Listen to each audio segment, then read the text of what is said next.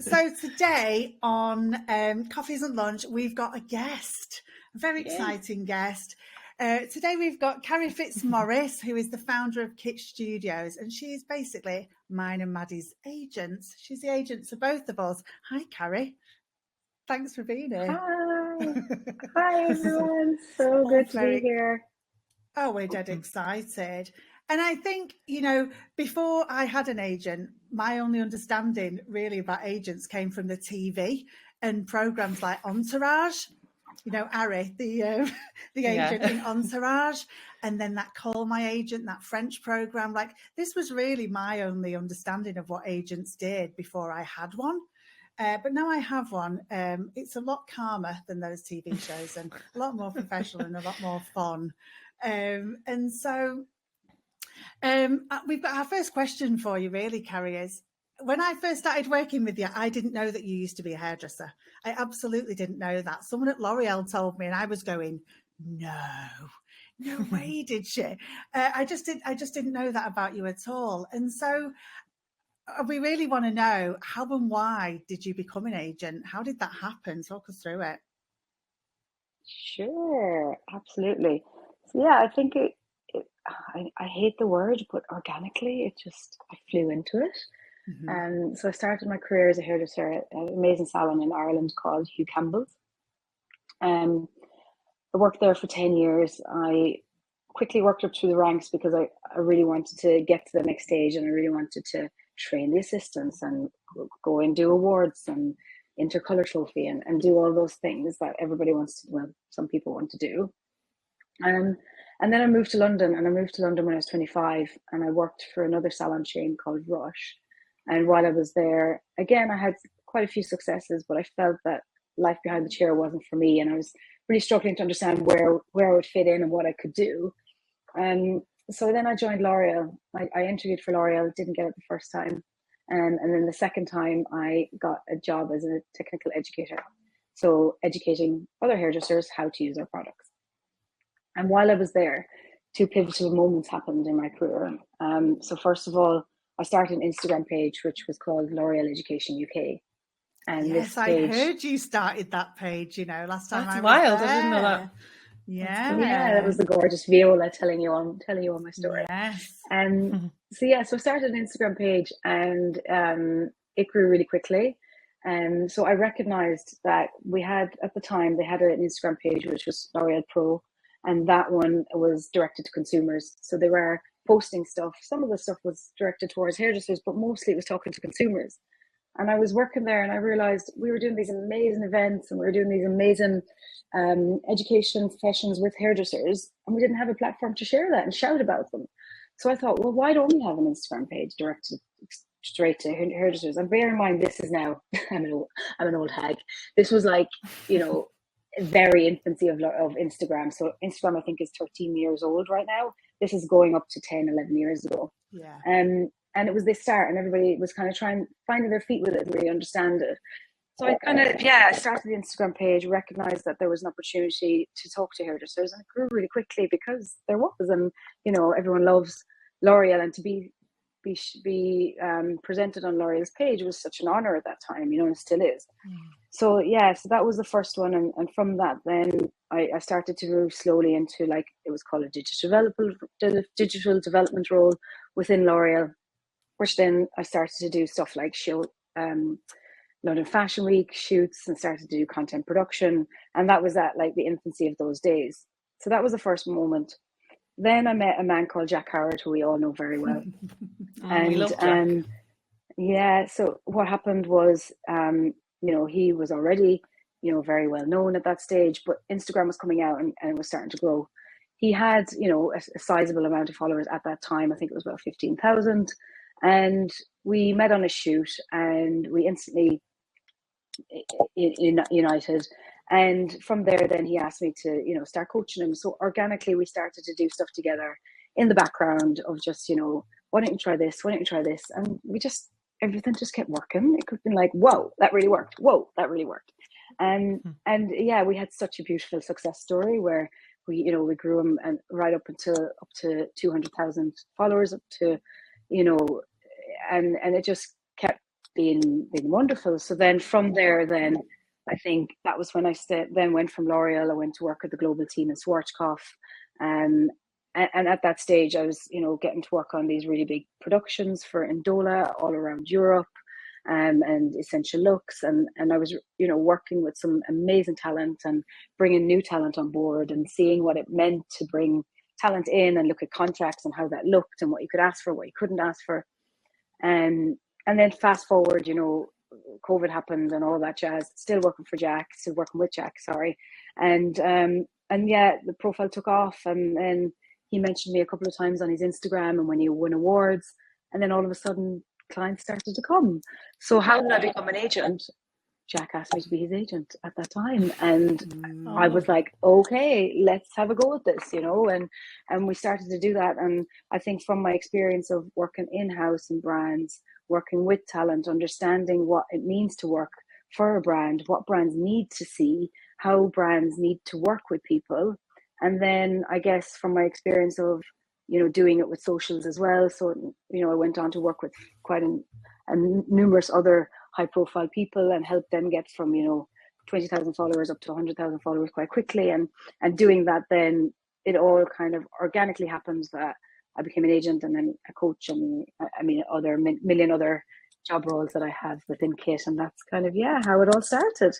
That is crackers. I literally didn't know any of that. Like, I was so shocked the day I found out you were a hairdresser. I just thought you'd always been an agent. I had no idea. And I just didn't know any of that stuff. It's fascinating, Karrie. Like you were just born to do this and you came out of the womb with an agency. Yeah, it makes so much sense, though, that you've been a hairdresser, and that's where, that's why you understand us so well. I think, sorry, go on. So I think and we'll talk a little bit about our kind of decision to work with you and what that sort of looks like, but as much as we didn't know about your kind of history before this, I think a lot of people don't actually know what an agent does, or maybe they, like Hayley's saying, they have this kind of misconception of like, talk to my agent, which by the way, we love to tell people. And also, do you know what else I love? When you call us talent, I'm like, we are very talented, yes. Thank you. So that makes us feel good. So Karrie, Kit does so much more than agency stuff, and I think it's worth saying what you guys do as an agency, but also when you work with someone in the capacity of being their quote unquote agent. What does that look like? Sure, yeah. So Kit, we essentially the foundation of Kit was built on the journey that I went on with Jack and everybody in that infancy stage before it launched. So essentially we work with people in representation department, which means that we represent them, which I'll go into in a second. And then we have another, pillar to the business, which is called mentoring. So within there, we coach people on how to grow their profiles. So that might be on a social aspect, or it could be on PR. And then finally, we've got a communications department. Within the communications department sits, we can take and run your PR for you. So in comparison to the mentoring, you do it yourself.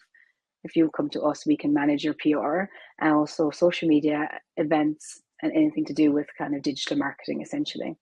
So they're the three pillars. And then going back to what your first question was, which is like, what is an agent and what do you actually do? I guess it's different for every agency. And I think one of the things with Kit was that we were one of the first to represent talent within a B2B realm. So the hairdresser to hairdresser talent. And I guess what I learned quickly was that you have to kind of adapt to what works for that as well, and working with different talent, as I call them. Yes, of course, because they are very talented, and we only work with people if they're very talented. Hello, the two on the screen. Thanks so much. So what do we do? I guess it's quite broad, right? But it depends on the person and what they do. But it really goes back to, at Kit, we really try to work with individuals, to work with each individual and what their goal is. So where do you want to get your profile to? What are your plans? What does it look like for you? What does it look like for your work commitments? Like, what do you want to put in? What else have you got going on? And if we just talk directly to the agent part, we then would work with you on how you connect with brands. So it's all brand to brand stuff. So how you're connecting with them, making sure that there's equal playing field for the finances that are paid, and how you're what your return on investment is, and then of course, you know, anything to do with contracts, which is always the complicated one. So, you know, making sure that the contracts are even on both sides, making sure there's an even playing field there as well. And then just the day-to-day jobs, you know, and making sure that the talent is turning up, like, you know, like Hayley yourself, you did that amazing talk with L'Oreal last week, and, you know, making sure that you're there, you got your taxis, making sure you know where you're going, making sure you feel comfortable. There, you know, every job is different. Some jobs are, you know, traveling to, like Connor has just gone to LA, you know, so it's making sure that he's checked in for his, you know, flights and everything like that, or, you know, making sure that essentially that people are getting from A to B and it's the easiest way possible. Taking over the communication with brands so that the talent can focus on that they're talented at, you know, so taking away that admin pain bit, basically. It's so funny. I sometimes say that, like, you know, people, Holly's like my handler. She was like my handler last week. That's what I always say. It's like making sure I'm there, making sure I move to the right rooms at the right times. And it's because I'm so focused on the fact that I'm going to talk. It's brilliant that you've just got someone like ferrying you around, making, you know, she was just literally picking my bag up going, come on. And I was like oh, okay, because I'm so focused on what I've got to do. It's so brilliant. You know, I always say it's like I've got a handler or a carer on the day, which is really funny. Yeah. It's really funny. Yeah, because the jobs that you're going to do are big jobs, right? Like you've got a lot to do. You've got a lot to keep in your minds. What you don't want to know is, you know, is my taxi going to turn up, or am I going to be on time, or what's happening? Is it not? Exactly, that's what's happening there. It's so funny. I rang Karrie going, Karrie, my car's not here. And then she didn't know who else to ring. I was like, help. And she helped, you know, problem solver, all of that. It's quite funny. But I think it's true. You know, when you're doing these big jobs, it's brilliant that someone else is doing bits of other stuff and handling, because it keeps you in the zone. I need to stay in the zone when I'm doing a presentation. If I get pulled out the zone, it goes to pot a little bit. And so it's so amazing having someone with you that really helps with that. But I think it'd be really smart, Mad, if we talk about why we first got an agent. Well, we got Karrie, but, you know, why did we do that? You know, how did that happen? So what about you? How did that happen for you? So I remember very explicitly this whole, because I'm obsessed with like buy-in journey and customer journey. I know what all of mine are. So I can tell you very specifically, Connor shared a post that was like, you know, you guys make a really cool post that says, talk to my agent to kind of announce their representation. I just was like, oh my God, I love Connor. I want an agent. That was like, I didn't even know what anyone did. I just thought, I want what Connor's having.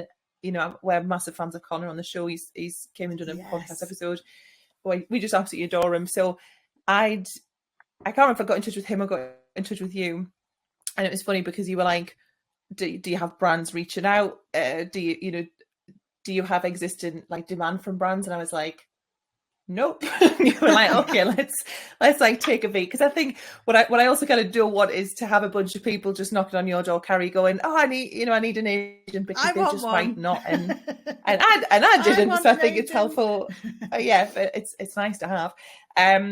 So what we decided on was, we did coaching, didn't we? So you kind of coached and mentored me. We did loads of stuff about like the strategy, the vision of the business, where I want to be. And then naturally they kind of got to a point where, because of that work we were doing in our coaching, I then did get approached by brands. As someone who teaches people what to charge, it does feel like a different ballgame when you are working out a price for a client for a haircut compared to how much do I charge a brand for a piece of content, off to do a speaking gig. And that was just so helpful. And the negotiations thing, like, to just, if a brand gets in touch with me, I go, sounds good, thanks for thinking of me. I'm going to, you know, CC in my agent who represents me. And then you guys take care of that, the negotiation, the contract stuff. You just sort of say, does it sound okay? And that's it, done. And, you know, I've done bits of work where like you walk off a plane, there's someone there ready in the car, you like hotels booked in. That would be really hard, and especially as a neurodiverse person, to navigate all of those moving parts and then have the energy and capacity to do the thing that you've sort of been hired to do. And I also now work with you for PR stuff as well. So you've helped me with award entries and heaps and heaps of stuff around the PR stuff. So that was my journey to working with you. But yeah, I think you do this like Fantasia brain thing where you just have this wild creativity, and I watch you doing it where you're like, okay, it's this and it's this, and it's like sparks of electricity, and you are so creative, but you have this really cool 360, and you just can wrap things up in like a sentence. And I'm like, how the hell do you do this? It's like incredible. Yeah. So yeah, what you are very really magical, like Karrie. that Karrie does is I feel like Karrie can see the industry from a bird's eye view. Totally. Like I ask her a question and I know that she sees the industry from every angle that I don't. And she's like, this. And I just think that's your magic. Magic. You know so much about all the different stuff, and it's not the stuff I'm thinking about, which is just brilliant. So my journey to getting bless you. It's a mutual appreciation society today. Yeah. My head is just getting bigger and bigger and bigger. It should be. Yeah, my journey to getting an agent was kind of fast, actually, in a way, when it actually happened, because it was a bit like panic stations. But leading up to that, I'd been doing, I would call it bits of jobs with brands. So brands would approach me directly and say, do you want to do this job? And it would always be something like, can you do a webinar for an hour? Can you, and a lot of it was starting in the pandemic. So it was literally, can you do this online for an hour? And so I'd managed that myself just really fine, because it was just like, and it started out not being paid stuff with the brands. It was like, can you do this? And I was like, yeah, great, raise my profile. And then it started turning into smaller paid jobs. Can you do this? It'll be a day. Can you write this for us? And I was like, yeah. And I would just sort of manage it myself, and it was fine. And then I got an email one day that invited me to a L'Oreal meeting, and I didn't know what it was about. And it was very top secret. And long story short, the head up thing started. And when the head up thing first started, it was literally a couple of days work. And so I managed that myself. And then as I was working on that project, I did a couple of days, it grew and it grew and it grew. And it turned into, can you help us write it and present it? And I was like, great. And then I got a contract, and it was massive. And I just thought, I need someone to look at this. And by this time I knew, other people in the industry with an agent, and everyone I was talking to had Karrie, so I was talking to Harriet and Connor, and everyone was like, Carrie's amazing. And I was like, can you get me in? I need her, and so what, one of our mutual friends messaged Karrie and was like, Hayley's got a global contract, she needs help. And that's basically how it started. And you were like, yeah, let's get this done. And so my first realization that I needed an agent was when my brand work was getting bigger, and it started involving contracts that were lasting a year. Not, it was like, can you do this for us for a year? Not, can you do this for a day, which felt manageable. It started to feel like I was very much out of my depth.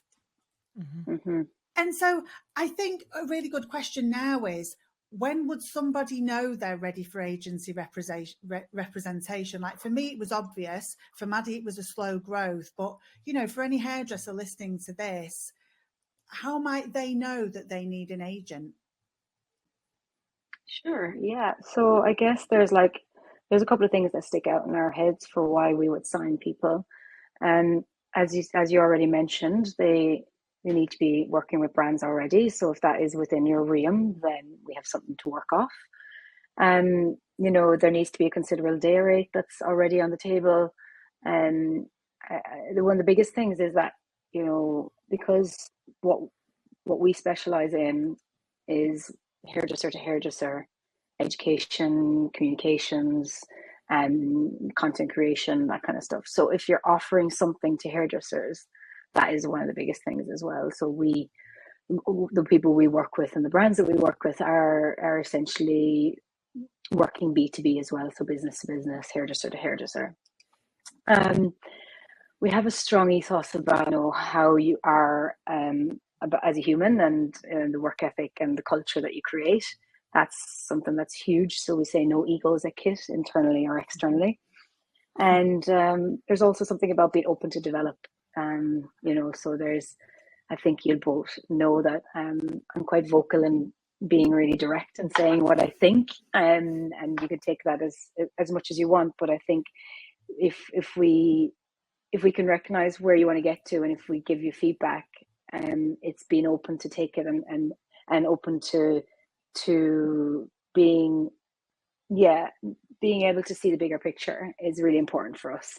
And that comes sometimes with ego, and sometimes there's a little bit of that that's misaligned, that just doesn't work. It doesn't work for either of us. There's no part of us point in us working together if the direction that we're taking in is blocked for some reason, shape or form. So that bit's quite big for us. And then finally it's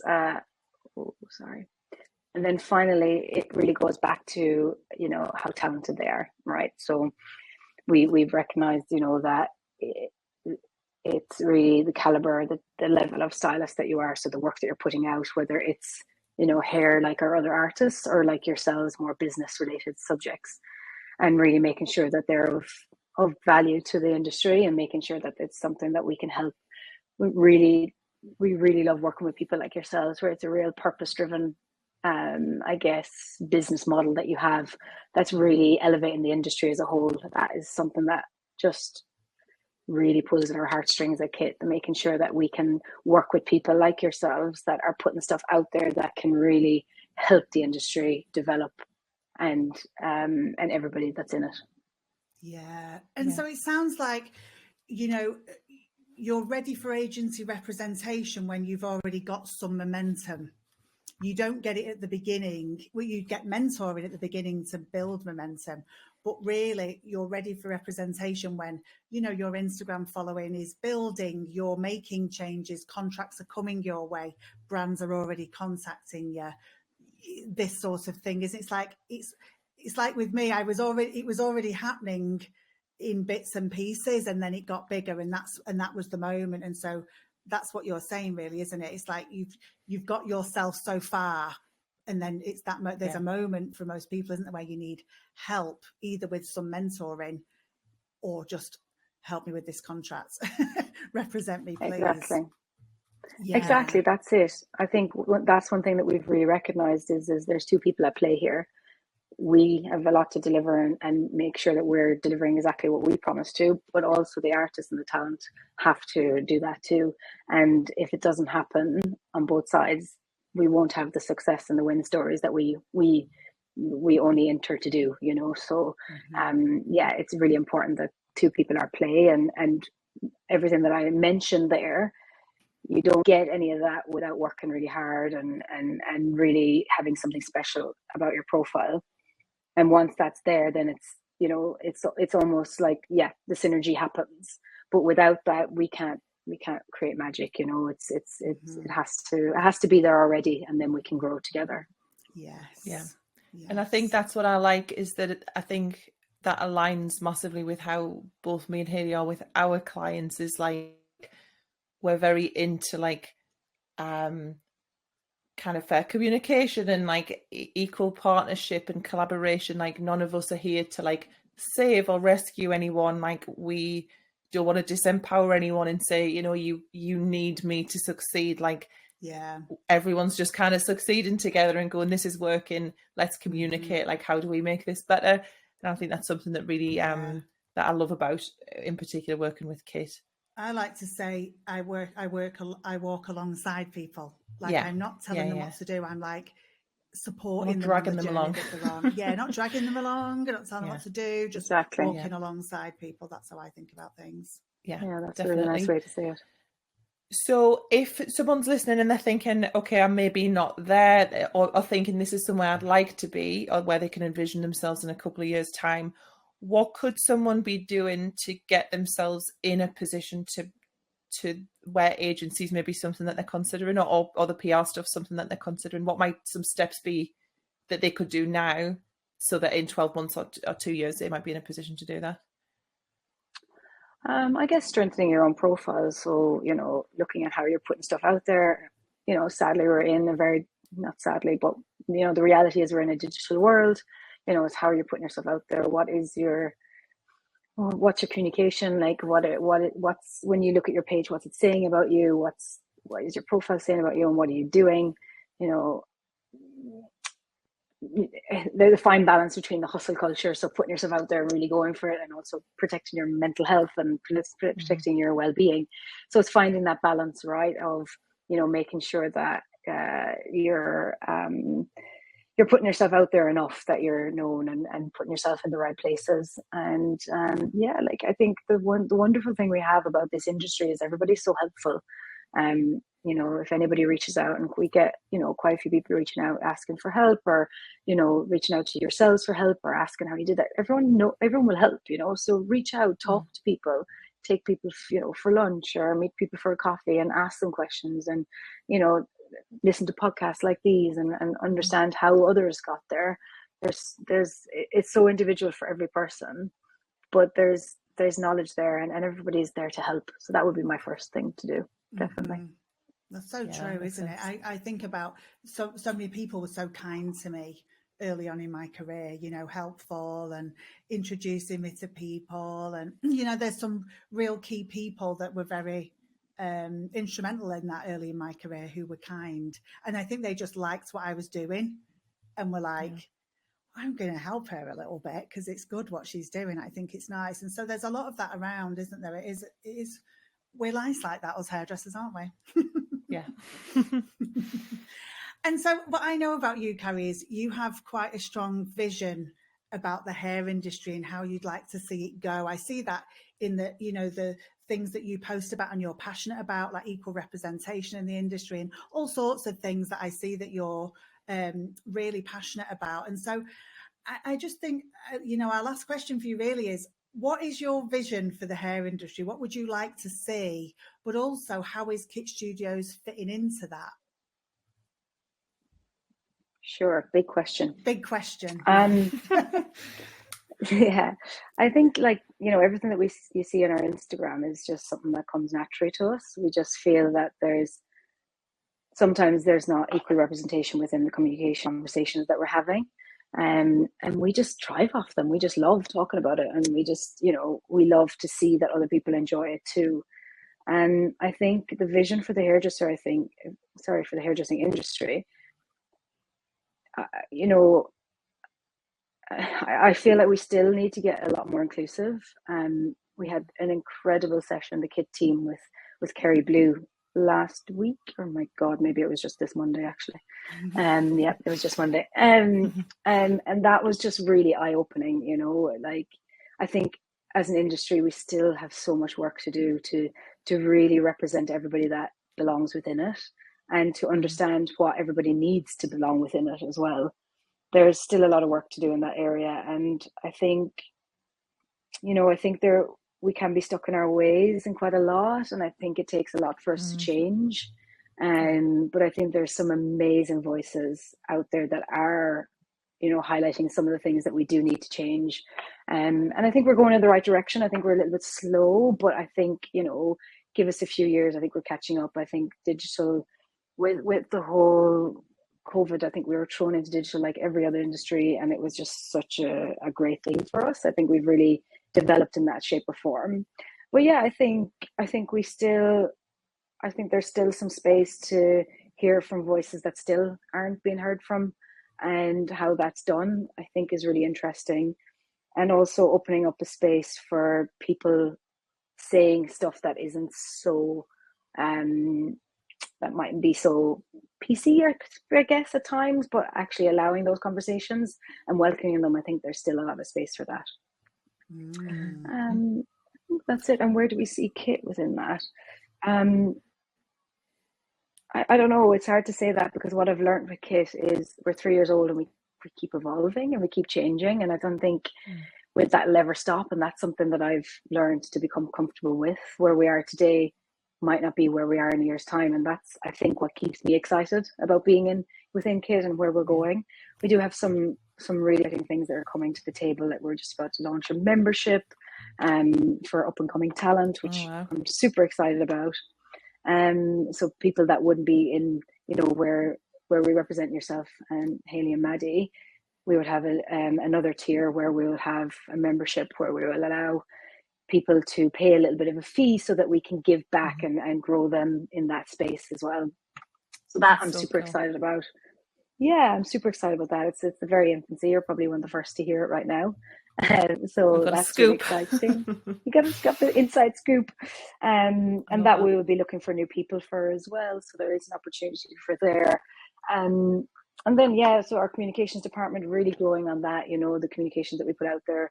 We really want to continue working on purpose-led projects, making sure that what the stuff that we're bringing to the surface is stuff that's really important to hear. It's important for hairdressers to grow, but it's also important how we're seen from the outside in, and really just, again, keep repeating it, but growing the industry as a whole is one of the main objectives of why I started Kit in the first place.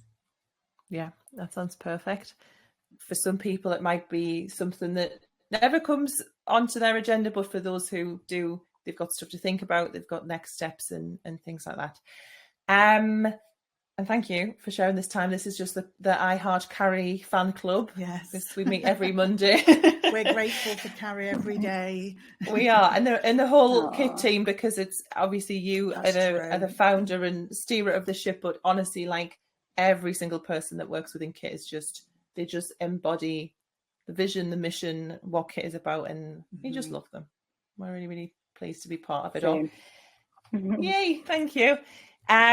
So I don't know if you know this, but we end every episode with a hyper focus of the week, big ADHD vibes. So we will invite you to share yours. We'll do ours first.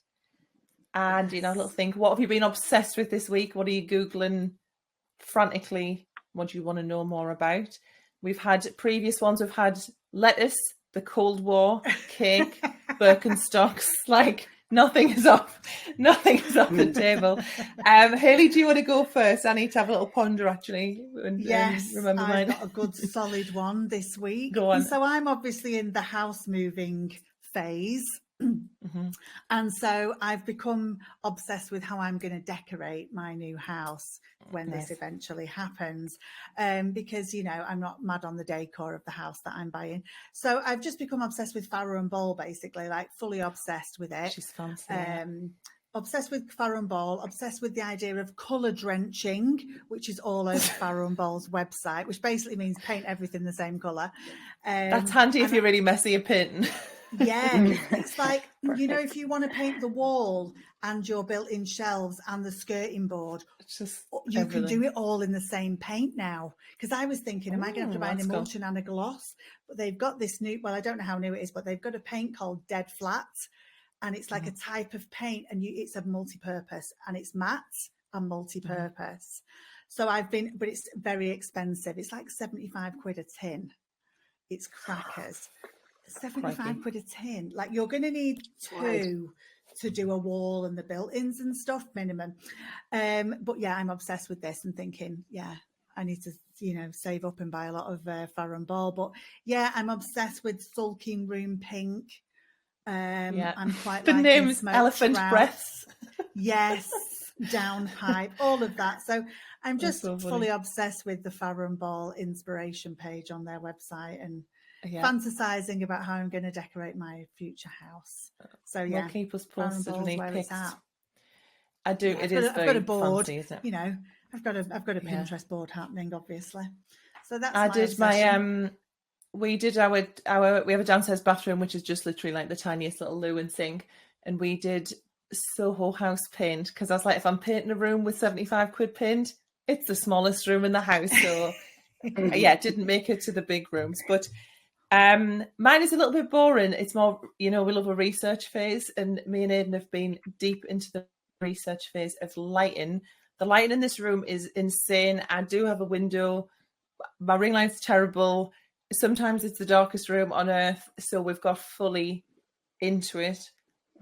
Some are coming today, so honestly, next time you guys see me, I'm going to have backlights. I'm going to have side lights. Some of them are different colours.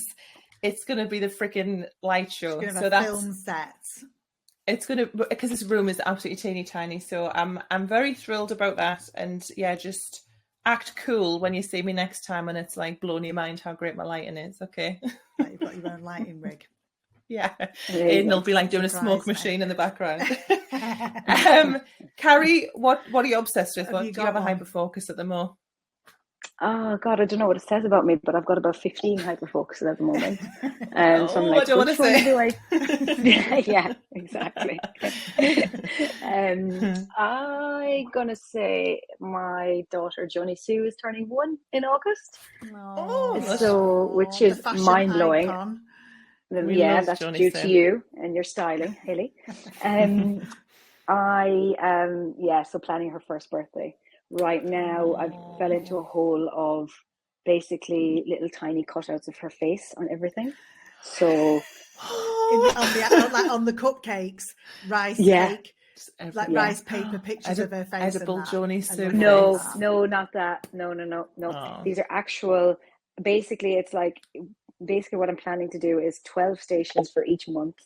And then let's say when she was 1 month, it's a picture of her, and then it's one picture of her, but you get it like into about like this size, or like a coin size, and then you cut it out and you put a little party hat on her, and then you put it on a little like stick, and you stick it into cupcakes, and it's like she's just her face everywhere. That's so fun. Oh my God, I love so intense. I look forward to the Instagram posts around this crackers. You should see it on Instagram, exactly. So so that's where we're at the moment, because where are you, as we know, she's got the cutest face. She has got the cutest face. Of course. Pinterest, that's where the madness lies, isn't it? Yeah, exactly.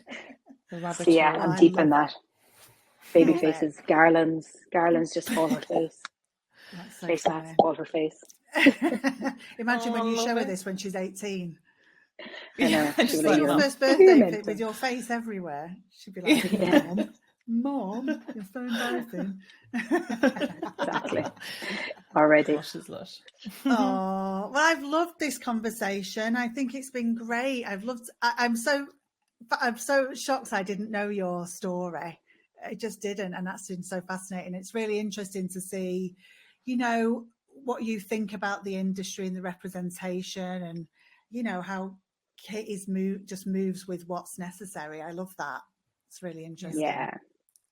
Brilliant. Yeah, thank you so much for having me on. It's been an absolute blast. Thank you. We'll pop the deets for Carrie as well on the show notes, so you can go and follow it and see all of the Johnny Sue bunting updates as well. That's what we're all really here for. Yes. Getting the stories. Thank you. Yeah. All right. Thanks Carrie. So much, Carrie. Thanks, Haley. See you soon. Maddie, I'll see you next week. Bye. See you then.